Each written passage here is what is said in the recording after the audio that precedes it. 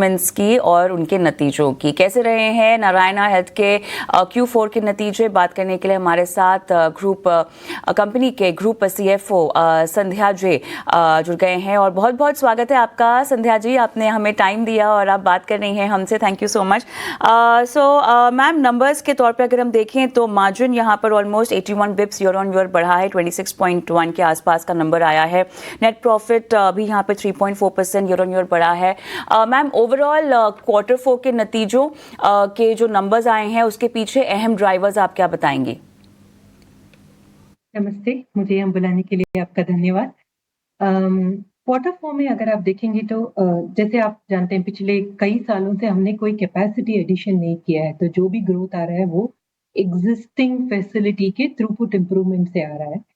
उसके अलावा Q4 में हमको ऑलमोस्ट 50% डिक्लाइन रहा इंटरनेशनल वॉल्यूम। बांग्लादेश के जियोपॉलिटिकल रीजंस की वजह से हमारा significant international revenue Bangladeshi patients से आता है and because of that disruption हमको उसका इम्पैक्ट भी लेना पड़ा। On the positive side Q4 में हमारा प्राइस इंक्रीज होता है। 1 जनवरी को हम अपना प्राइस इंक्रीज लेते हैं। जैसे हर साल हमारा प्राइस इंक्रीज काफी स्मॉल रहता है, लो सिंगल डिजिट प्राइस इंक्रीज लेते हैं, तो उसका थोड़ा बेनिफिट प्राइस में आया है। The biggest gain which has come in Q4 तो वो थ्रूपुट जो हमने थ्रू आवर एग्जिस्टिंग इंफ्रास्ट्रक्चर जो हमने मैक्सिमाइज किया है। सेकेंड इज हायर रियलाइजेशंस जो बेटर पेयर मिक्स की वजह से आए हैं and more higher value procedures की वजह से आए हैं। That has helped us deliver the higher margin. 21.5% margin हमने डिलीवर किया है इंडिया बिजनेस में। ऑन द केमन साइड जो हमारा इनिशियली हमने नया फैसिलिटी कमीशन किया था पिछले साल, उसका ब्रेक इवन हिट हुआ इस क्वार्टर में एंड उसकी वजह से हमको केमन का मार्जिन रिकवरी भी देख पाए, तो उसका बेनिफिट भी आया।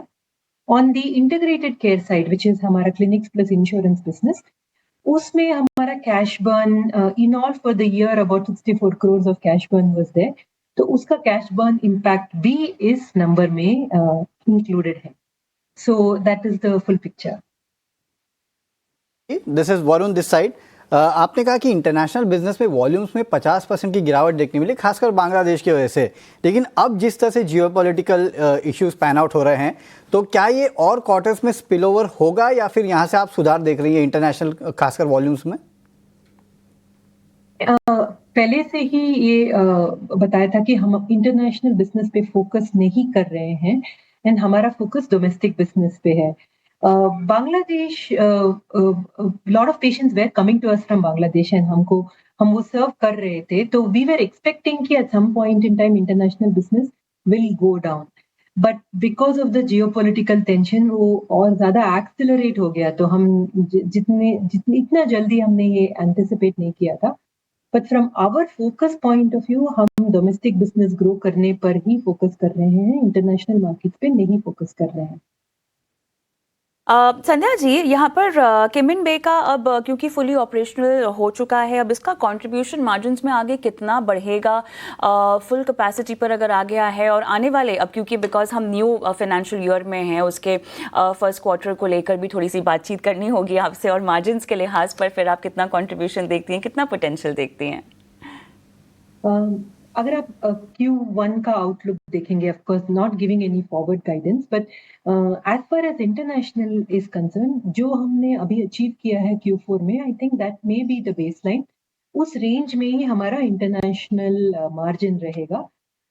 As far as India is concern, we do want to improve margin from where we finish FY25, तो वो हमारा गोल है कि मार्जिन इम्प्रूव करना है, बट फुल ईयर में देखना पड़ेगा क्योंकि Q4 नॉर्मली थोड़ा हायर मार्जिन क्वार्टर रहता है एंड Q1 में थोड़ा हमेशा डिप आता है क्योंकि वॉल्यूम डिप्स रहते हैं ऑन Q1। अब हेल्थ केयर में हमेशा सीजनैलिटी रहता है, Q1 एंड Q3 थोड़े लो परफॉर्मिंग क्वार्टर्स होते हैं एंड Q2 एंड Q4 थोड़े हाई परफॉर्मिंग क्वार्टर्स होते हैं। So on a full year basis versus FY25 definitely India business का मार्जिन हम ग्रो करने की उम्मीद रखते हैं। On a quarter-on-quarter basis, it will depend on the volatility of the quarter. जी, एक आखिरी सवाल आपसे पूछना चाहूंगा, क्योंकि FY25 का आपका जो केपेक्स था वो स्पिल ओवर होने वाला था FY26 में, तो FY26 के लिए किस तरह के केपेक्स प्लान है आपके? हमने काफ़ी सारे नए ग्रीनफ़ील्ड थोड़े ब्राउनफ़ील्ड प्रोजेक्ट्स अनाउंस किए हैं। Overall over the next 3 years और सो हम 3000 करोड़ का इन्वेस्टमेंट प्लान किया है इंडिया में। एंड ऑलमोस्ट 2000 बेड्स का इंडिकेशन दिया है हमने इन्वेस्टमेंट के लिए।